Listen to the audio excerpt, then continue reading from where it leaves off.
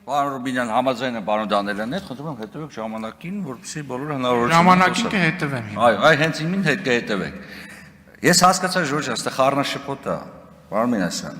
Խնդիրը նրանում է, որ մենք մի Սամվել Կարապետյան չունենք, մենք ունենք 3 Սամվել Կարապետյան, եւ սրա մասին պետք է ասել։ Դրանք տարբեր մարդիկ են, Ժորժ ջան։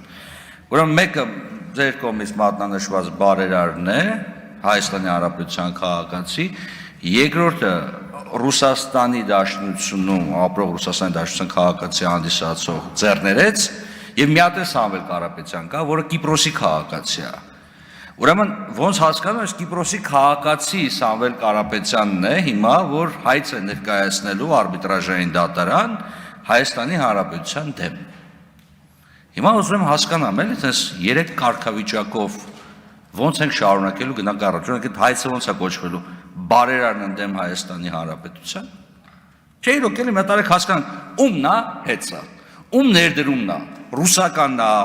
Կիպրոսից է, Կիպրոսում Ժորժ ջան, նենց եմ ուզում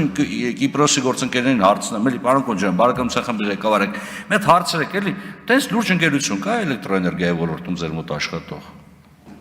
Ժորժ ջան, չի կարելի sense բան ասել։ Հա,